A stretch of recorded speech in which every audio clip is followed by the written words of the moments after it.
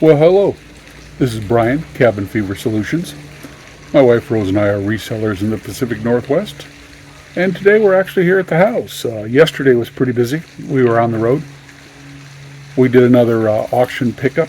Yesterday was military surplus and some books. We went over to the Seabeck area where we used to live before we moved down here to the lake. And since we were early, we wanted to do a couple of things. One was to grab a good steak breakfast at our favorite place over there. Arguably the best steak breakfast in that whole county. It's where we used to eat regularly when we lived in Seabeck. I can hear the wind chimes today. But we finished up breakfast and went and did a pickup for some of the free packing supplies. We had bad intel. That's going to be a little bit of a challenge. We were told that we'd be picking up one bag of packing materials. We got about 2 bags plus 8 or so empty copy paper boxes. But luckily I only brought one bin and a bunch of IKEA bags. So we may end up even doing a little sorting right here before we drive over to the pickup in order to cut the volume and fit the auction load in. So some bad intel. Rose had said the word was 1 bag, but when we got there, he had 2 bags and a whole pile of empty computer paper boxes. So we were starting the auction pickup with a fairly hefty load already in the little hatchback.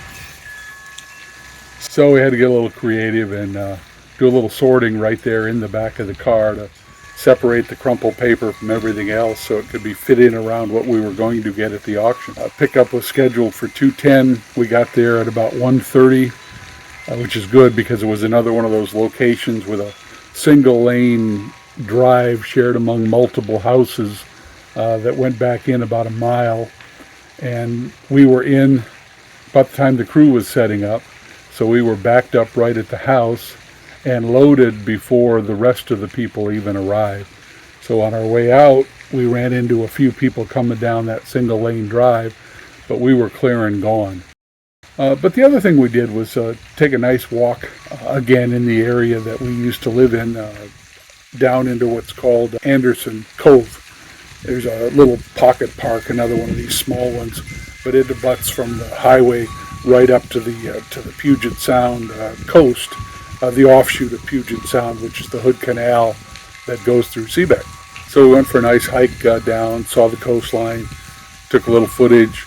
And then we rolled down into Seabeck proper, which is another one of those whistle stops. I took some footage while we were down there, the marina area, the old general store, and we had a chat with Billy, who's been running that general store for as long as I can remember. And while we were standing inside the shop, and Rose was picking up an orange soda and some ice cream, reward for loading out in the heat, I had mentioned to Billy that it looked like he'd rearranged some things a little bit. The ice cream cooler had moved. And he said, yeah, two winters ago, they had one of those storms in which they started out at high tide already in the harbor. And I've always thought of that bay as relatively sheltered. But I guess the tide was up and a storm hit. So he said, yeah, they had water inside the general store. And he'd never seen that before, even the storm back in the late 80s, early 90s, that sunk 85 boats there. So, and got the marina condemned. Yeah, he said they ended up doing empty the store, remodel the place, and while they were doing it, they made some upgrades and redid the layout. Well, the other word was that they're about to reopen that store.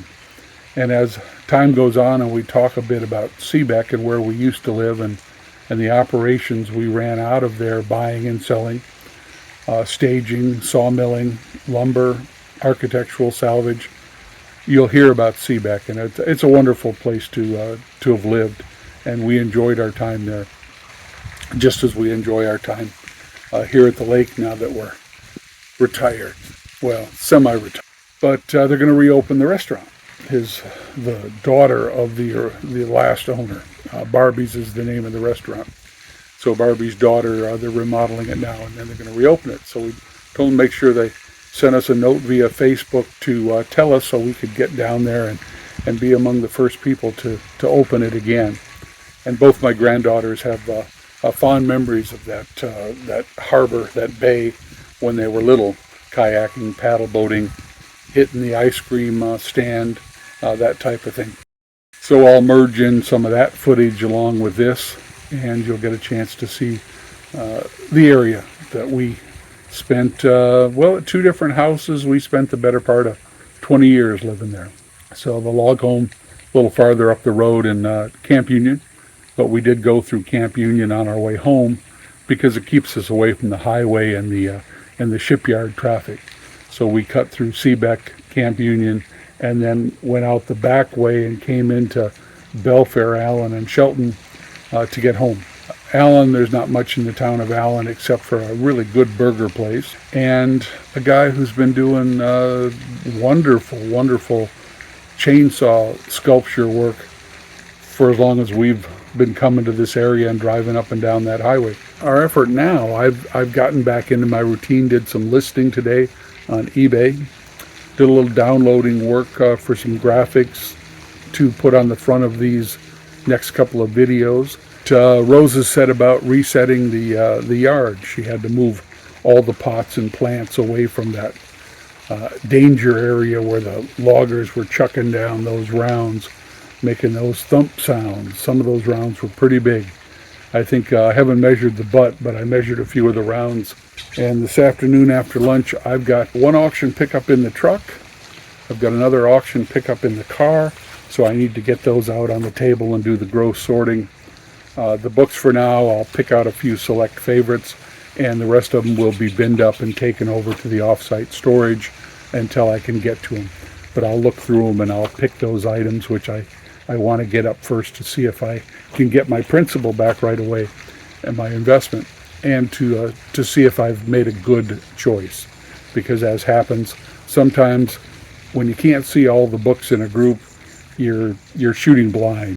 Oh yeah, we're over in Seabeck following a truck on our way home, and Rose looks and he's got several appliances in the back of a stake bed truck, and she says, "Those don't look very secure." And I said, "Well, hang back a bit and we'll see whether an opportunity presents itself." She says, "What do you mean?" I said, "If he loses them all over the road, we might find a few parts for salvage, sell a piece here or there as we're dodging the appliances coming off the truck." So time for lunch, time to get through the stuff we brought home and try to get back to the routine this weekend, get a couple more videos made.